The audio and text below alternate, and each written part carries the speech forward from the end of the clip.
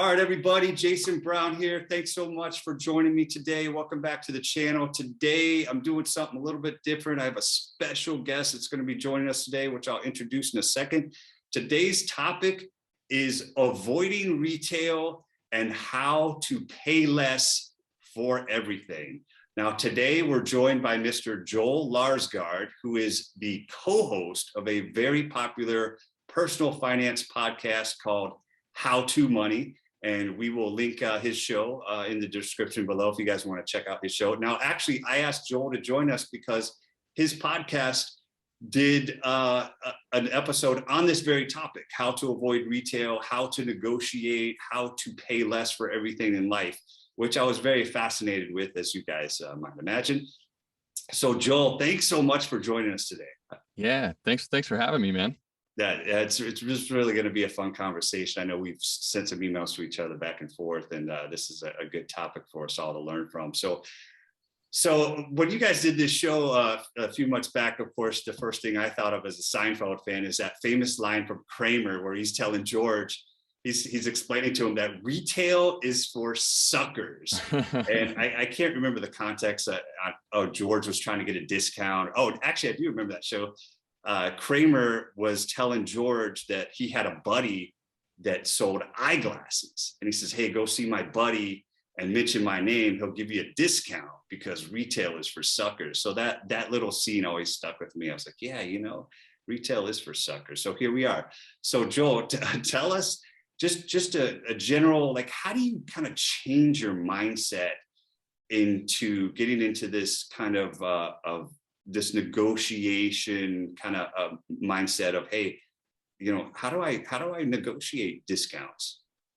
Yeah, I think one of the hardest things or the things that has changed in recent years too the most is what is the retail price. It's harder to know what the retail price is, and when there are knockoff items on Amazon or wherever you're shopping, there are slight differences between this product and another. They might seem the same, but they're sold by different retailers under a different item number or something like that. And so it's harder to know what the actual price you should be paying is.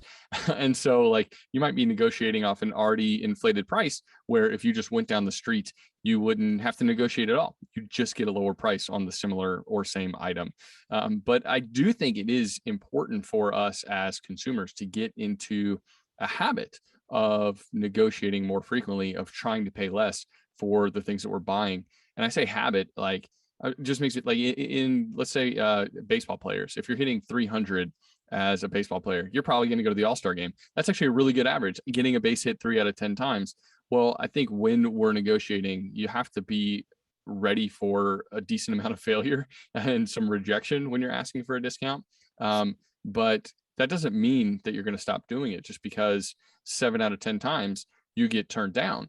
No, because you still have the chance to succeed 3 in 10 times and get some big savings. And for example, in my life, there was an Airbnb that we stayed at this past summer, and my wife and I were like, we totally want to take the kids back to that same house. It was a delightful place, and we got a pretty good rate. And this time around, I ended up looking at the same house for this coming summer, and the price was about $800 higher. And I was like, oh man, that stinks. Like I don't really want to pay $800 more to go stay at that house. But I would like to stay there again. And so what I did is I reached out to the host on Airbnb and I said, okay, what is it possible that we can get the same rate that we paid last year? And especially doing it right after that stay where he knew we did a good job. We took care of the place, and like, he doesn't have anybody booked for July of next year yet. And he's like, sure. So he gave me almost all of that money back. He took $700 off the price of the house. And it was just simply from asking that question. So I think you have to realize, don't let rejection get you down. Turn it into a habit, start asking regularly, and then realize too that it's not rude to ask. I think sometimes we think that, oh man, if I ask, this person is going to be like embarrassed, or I'm going to be embarrassed that I asked on, and they don't want to give me this discount. But just because it's not like a cultural norm in the United States doesn't mean that it's not okay to ask. And I think we have to, once you get in the habit of it, once you start asking, and you'll kind of figure out the best ways, the best routes to go when it's actually okay and when it's not. And yeah, but it partly it takes getting started and trying to make it a little bit more of a habitual thing. Yeah, that's a really good story about the Airbnb discount. That's really good for people to hear and learn from. That it kind of sounds like really what's the worst thing someone could say? No, right? Yeah, yeah, But you're right. You got to kind of get over that barrier of fear of rejection, or you don't want to offend somebody. But you're just asking, like in your situation that you just said with the Airbnb, you were just asking a question. Hey, I'm just curious, I'm inquiring, this is what we paid last time. We would love to come back for the same rate. That's what fits our budget. Hey, and if it doesn't work out for you, hey, no hard feelings, right? I start looking for another place. So, Exactly. so yeah, So that's good. So I want to back up a little bit because you were talking about like the online stuff. And yeah, so one thing that I've always tried to teach or tell others, because this is kind of a little bit of a myth, is you'll see, and this could be anything in life, that things that you see online that's someone that lists it for a specific price. Like, okay, I'm looking for this item, and this is what they're all. You think this is what they're selling for, but that's not what they're selling for. That's what the asking price is, yeah. right? What they're selling for is you would have to do a little more research and find out, if it's an online thing, eBay or something, you should be able to go back and look and see what it actually sold for Right. versus what the list price was. And that's where you want to base I guess your perspective on, right? Yeah, and you're also going to need to do a little digging to see, well, that's that one brand of an item, and there's so many like almost brandless items being sold these days too, that yeah, you'll want to look up and see the actual price history. There's like Camel is a Right. product that can help you, a piece of software that can help you do that, help you find out, well, what was this priced at over the past 90 days, and does that make this a deal or not a deal? Is that the price it always is, and it looks like the price went up, and then they create an artificial discount so that it makes it look like I'm saving money? And you want to check other retailers. There's definitely more like due diligence required on our part these days to make sure that we're not overpaying, especially because yeah, those MSRPs are either like non-existent or they fluctuate. And yeah, so it's really, really hard to know online whether we're getting a discount without being like a thorough shopper. Right. That's a very good point there, Joel.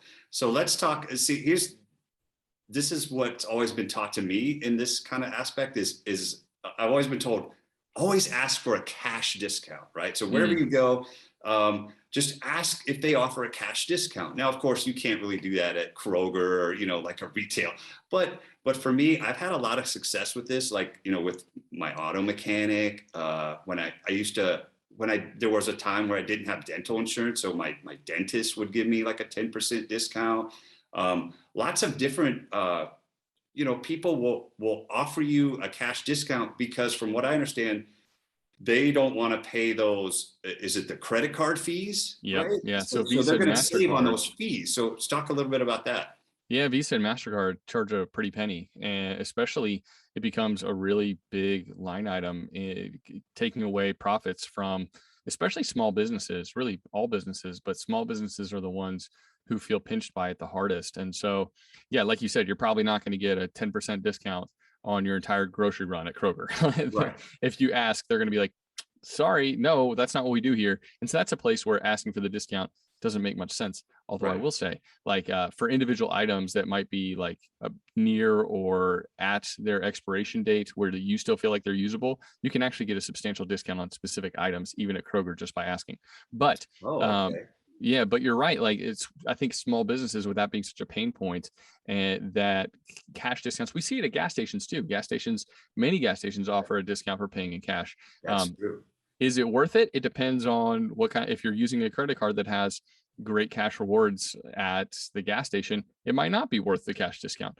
But yeah, especially at some of those local retailers, you might be able to, or a dentist, like a service provider, a mechanic. Those are great places to see if you can get something along the lines of a 10% discount, and work that out in advance. It's certainly much harder to get that discount on the back end once you've already kind of agreed to things. So you want to make sure that you're being upfront and asking those questions before you have the work done, or before like, obviously you're not going to go back with your receipt and say, wait a second, I bought this dress and now I want 10% off. They're going to say, no way. But Right. if it's in advance and they see that you're a regular customer, or that you are going to come back into that establishment, they might be more likely to give you a discount for shopping there and paying cash. And we just talked a little bit about the dentist office with my experience. And this kind of leads into the next question, which is the medical bills, the healthcare industry and the medical bills. Like, now, Joel, to me, medical costs are just made up numbers. They're just drawing numbers out of a hat, and they're saying, this is what you owe. Or if you have insurance, it'll say, this is what your insurance covered, and this is what you owe. And then the people that don't have insurance, they're just going to get a bill for an incredibly inflated number. Now, from what I've learned from other people, all medical bills are basically negotiable. Is that true? That is true. And you're right. I mean, there's a certain amount of, when you see a line item, $300 for some ibuprofen or something like that, you're like, where'd you get that number? It's certainly not based in reality. It certainly seems like it was made up. And there are so many spots, ways along the way to save money on medical bills. And one of the main things is to never pay the first bill that comes in. I think some people make that mistake. They're like, oh, I just want to get this done and I don't want to forget about it. And so they pay the first bill. And what ends up happening is it's before the insurance has paid their negotiated portion, if you have insurance, and you end up paying more than you should. And it's hard to then get that money back, claw that money back from the hospital or service provider. So yeah, I think that's really one important thing. Wait to see what happens by the time that second bill comes around. Another important thing, really crucial thing to know, is that most hospital chains offer some sort of financial assistance program. And that is usually that information is available on their website. So for instance, earlier today, I went to a hospital chain's website just to see, okay, what are they specifically offering? Oftentimes people assume they won't qualify because they're solidly in the middle class, but there are still, like, a family of 5 making $60,000 a year is still going to qualify for a substantial reduction in that bill. And I think a lot of people assume, well, I'm not impoverished. There's no way that I'm going to have any of this medical debt forgiven. But there is. And so it's really important to, like, look on the hospital's website to see what you qualify for. I think one of the things that the hospital or service providers will push you towards is a payment plan. Well, we'll do 0 interest over 4 or 5 years. That's not what you want, because you're still paying the full amount. What you want is the discount. You want to pay less for the service that you received. And well, how do you know it's a fair price? Because obviously, we mentioned $300 for ibuprofen. That's not fair. Like, that's not based in reality. Well, there's a site called healthcarebluebook.com, and it's a great place to see what pricing for certain procedures and items should look like and does look like around the country. And so I would say shopping there is important. And then just one other piece of advice when it comes to negotiating hospital bills is to, again, negotiate on the front end. We talked about bringing that receipt afterwards for a dress. They're not going to give you any sort of discount on that after the fact. And so oftentimes, sometimes procedures it's an emergency procedure and you don't have any time. You got to get in the ambulance and go. But before the fact, so many of our procedures are elective. We know in advance, we shop around, and we have to do that shopping on the front end. Go to the service provider that has equivalent levels of service that we need, but is offering it at a much lower price. Let's say you are going into to get some sort of scan done or to get some lab work done. You want to do some shopping on the front end to make sure that you're paying the lowest price. And yeah, if you're trying to negotiate after the fact is doable, there's a lot that you can do, but it's certainly easier if it's done on the front end. Okay, Joel, let me ask you this, because you said to wait till after the first bill comes. Is that what you said? Okay. Yeah. That's really good advice. Now I'm going to take it a step further, because I've actually had friends do this, and you tell me if this is smart or not, because I haven't been in this situation, but friends will they'll just wait and let it go to collections. Mm. And then they'll negotiate a settlement. Now, is that a Yeah. wise thing to do, or will that hurt your credit score? So it can hurt your credit score, but there's ways in the negotiation with the credit agent or with the debt collector. There are ways to have that item removed then from your credit score Okay. if you are able to negotiate a payment amount. And yeah, oftentimes those debt collectors are able to buy your medical debt for pennies on the dollar. So if you Exactly. can't work anything out with the hospital, what they do, which is pretty hard to fathom, because you could maybe offer the hospital 30% or 50% of the bill that's owed. And they might say, no, no, no, you have to pay the full amount. And they will let it go all the way to collections where they make pennies on the dollar. And Right. so they don't want to negotiate with you. They hand that off to a debt collector. They make their money. Then the debt collector, really, they're trying to make the full amount. But what Mhm. you don't realize is that they'll take a whole lot less than that. They'll take 10 or 15 or 20% of the Right. amount that you owe.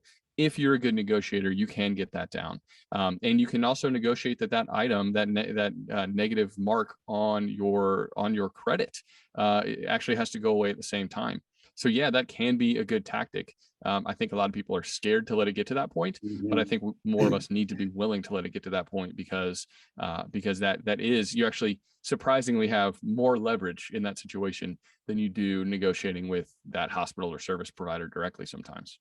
And I think in this situation, with it being medical bills, we're talking, most of the times we're talking huge numbers. We're talking someone that has maybe a Right. 5-figure, I owe $30,000, and hey, I'm just going to let it go to collections, and then I'm gonna settle for 10% of, hey, I'll offer you a one time. Hey, I can give you $3,000 right now, and we'll settle this, and I'll send it to you right away.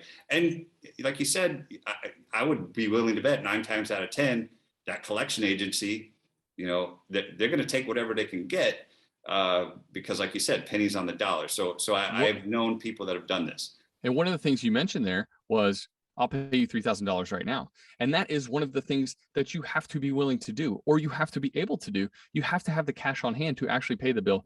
If you don't have the money to pay even a reduced amount, then you don't have the ability to negotiate with that debt collector.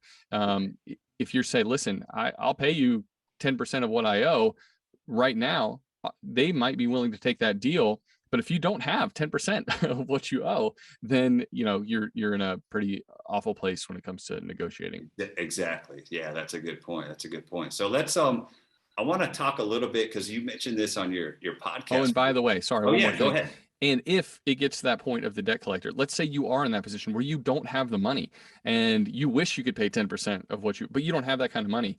That means, like, you are the kind of person who should not let it have gotten into collections in the first place. You, in all likelihood, do not have enough income. You are in the financial position where you can have that bill almost completely forgiven by that hospital group in the first place. And so you're the person who doesn't want it to get to collections. You don't want it to get to that point. But then there are other people who do have the financial means to pay the full bill, but it's ridiculous and you shouldn't Right. have to. And Right. it's not the amount that's being charged to you isn't fair. That's a case in which collections can make more sense. And actually, Joel, as you're telling me this story, I'm going to tell you, this is a very similar situation. I actually sit on the HOA board of directors for my condominium complex, and this happens all the time. With people will get behind on their monthly HOA dues, and when you get behind, guess what happens? You get interest, you get tacked on. Then that ends up being like, there's like legal fees, there's the interest, there's all these fines and penalties. So then people get behind for several months, whatever. Someone might lose their job, or they might have a hardship, and they get several months behind, and then it gets turned over to collections agency. This is very similar to the medical stuff. And then it gets turned over to collections agency, and then our property manager will get a call out of the blue from the homeowner and say, hey, can we settle this? I have whatever X, I owe $5,000, but I have $2,500 right now, and will you accept this? And in lieu of that, waive all the fines and interest fees and penalties, and I'll just pay the principal that's owed, and I can pay it right now. And I will tell you, almost every single time, the property manager will agree to do that. They'll say, yeah, we'll take off all these fines and penalties and interest if you can go ahead and pay this in a one-time payment. we'll get cleared and settled. So it's a very similar situation with the medical stuff. Yeah, for sure. Yeah. Exactly. So that's real good advice, Joel, for sure. And I know a lot of people, what's the stat? Medical bills are the number one reason why Americans go bankrupt, right? Declare bankruptcy in our country. So that's it's a serious situation with those bills. It's an absolute shame because there are so many ways to prevent that, but people don't have the information and the wherewithal to tackle those themselves, to tackle those debts, or to start that negotiation process. They're nervous, they're not sure which route to take, and so that's why this information, getting it into people's hands, is so important, so that we can prevent people filing for bankruptcy based on a medical bill they can't pay. Yeah, it is. You're right. It is unfortunate in a lot of situations.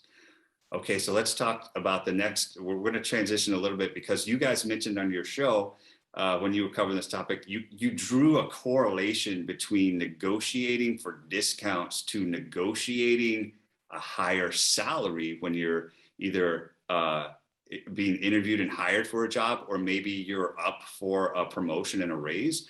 So I thought that was very fascinating. So talk a little bit about how you can, as you learn to negotiate, discounts on items and services, how does that, get you to negotiating a higher salary at your job?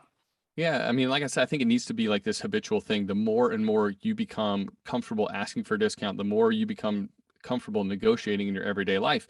It's like a muscle that you're flexing, and you're building it up, and all of a sudden you're like, wait a second, I can lift more than I used to be able to lift.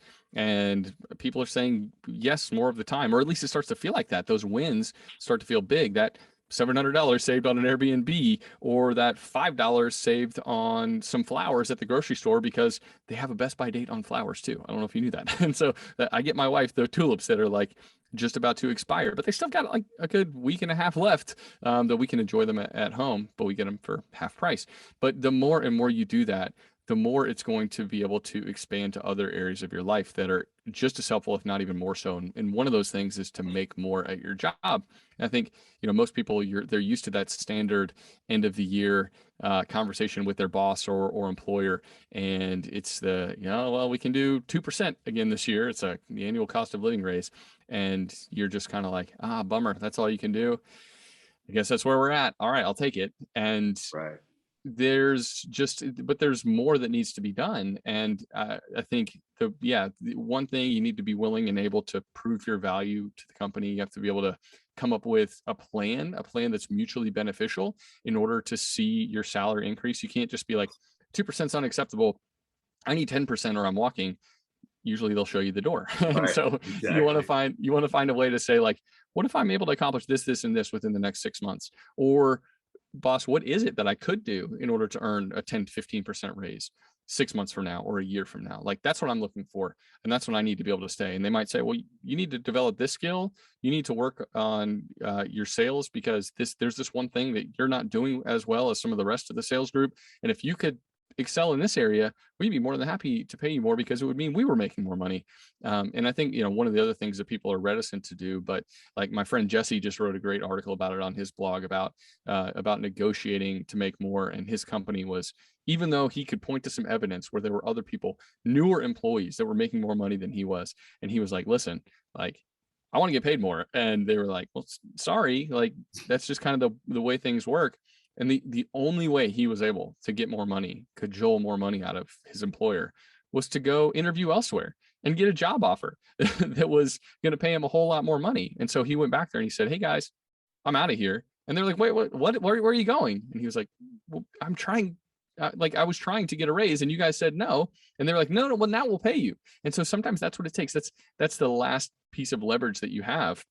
If you can't find another way, and especially in this hot job market, right, there's a lot of opportunity out there for people. There are more jobs than people looking for jobs right now. So if you're looking to make more money, this is the best environment for you to go get more money. And it might take actually having to fly the coop, actually having to go find a new job somewhere else.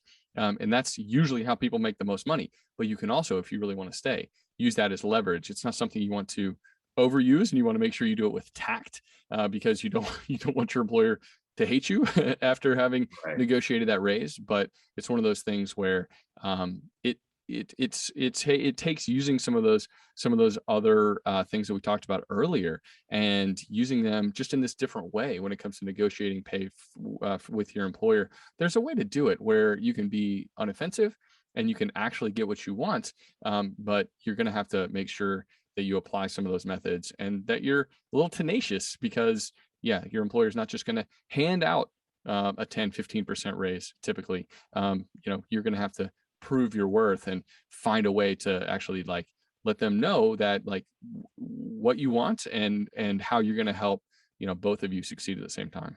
Yeah, I love that story that you shared, Jesse's story, and I think a lot of times it will have to come down to, so he went out and he figured out what his worth was by applying and interviewing for other jobs and taking that back to his current employer. And I think a lot of times that's why you can't get that bigger raise, is because either probably both, you don't know your true value, and your employer certainly doesn't know your true value. And what's the famous saying, you never realize what you've got until it's gone. And then that employee leaves, and then the employer realizes, oh wait, we didn't realize how much stuff Jesse did around here. Man, he was really valuable. We should have tried to keep him around. But then Jesse goes out and he interviews for other jobs. And I think this is probably the best way to figure out what you're worth.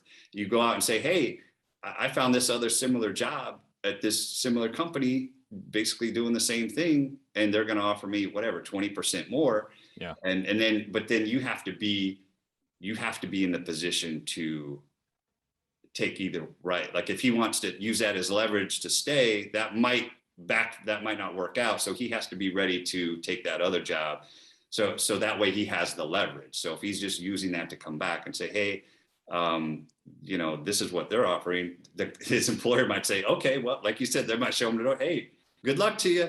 Congratulations. So he has to be ready to take that job, make sure that he wants that one too. But that is a really good story of trying to evaluate your true worth in an office environment. So that was really good. Yeah, that's the way to do it for sure.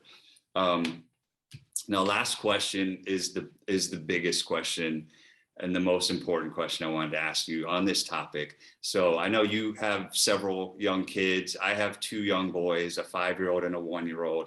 And one of the biggest things to me to teach them in life, in addition to money and all that stuff, financial literacy, is the art of negotiation. I want to teach them that everything in life is a negotiate. Like what we've been talking about this whole conversation, everything is a negotiation, and not to accept something that you feel is less than, or that you don't feel is fair or right. So how do we teach kids at a young age, Joel, about negotiation? Are there any tips or strategies or exercises that we can do with them? Well, I think just like most kids, most folks our age, like we didn't grow up talking about money at the dinner table. It was, or if we did, and we did hear our parents talk about money, I don't know about you, it was usually in negative terms.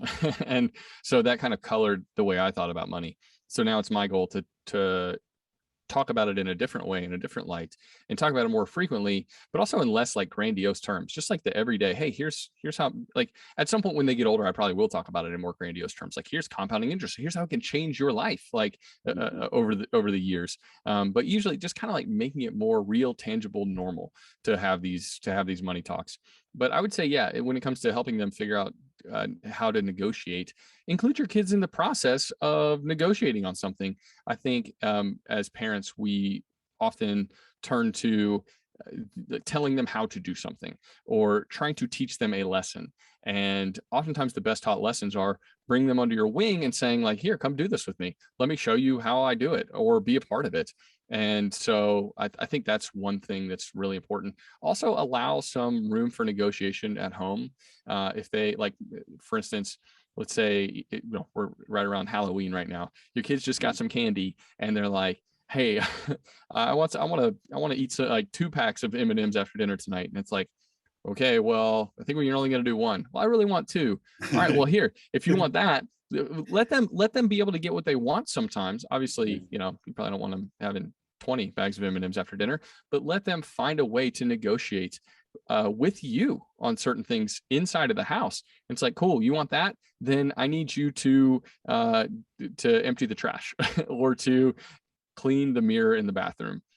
Find ways to allow them to negotiate and kind of find their voice when it comes to that stuff. And they can do that with you on the reg. There are times when you have to shut it down and be like, listen, this is a non-negotiation moment. This is what mom or dad said. And like, you just have to do it because you're a part of this family. Then there are other times where it's totally fine for them to start that negotiation process, find their voice, and you want to actually like aid them in that, because I think that's where it starts, is at home, knowing that that they have the ability and that they can use their wants and desires and to try to like accomplish something in that relationship. And so yeah, I mean, I think you want to bring them alongside for some of your negotiating wins, and then you also kind of want to like instill in them the reality that they have the ability to negotiate even in their own, much smaller world that they've got going on. Very good, Joel. Yeah, those are, my wife always says about my oldest son. She says, you're going to be a lawyer when you grow up, because he argues everything, right? He negotiates everything, just like what you were talking about with the candy. That is very commonplace, and I think probably everybody's house with young kids. Yeah, you don't really view it as a negotiation. You probably view it as an argument or a fight or a battle. So I guess it's if you kind of can reframe it and use those as teachable moments, like what you were saying, Joel. Yeah, that would be really helpful for them as they get older and learn more about money and financial literacy and stuff like that. So Yeah. But Joel, man, I want to thank you so much for your time. And let's just take a minute here. Let everybody know where they can find your podcast or anything that you want to promote, how people can connect with you guys. Sure. Thanks, man. Thanks for having me. First off, really appreciate it. And yeah, for folks who are into podcasts, go check out our podcast, How to Money. It's my best friend, Matt, and I. We drink a beer, we talk about money stuff, and we nerd out 3 times a week. So you can find that wherever you listen to podcasts. And we have a website, howtomoney.com, where we try to write stuff too, write helpful articles that maybe are a bit nerdier and harder to access from the podcasting format. But yeah, so come check us out, How to Money. Awesome. And of course, we'll link all those descriptions in the, we'll link all of that into the description below so you guys can check it out. So until next time, thank you so much for my guest, Mr. Joel Larsgaard from How to Money Podcast. This is Jason Brown saying to remember, it's not the amount of money you make, but the margin that matters the most. See you next time.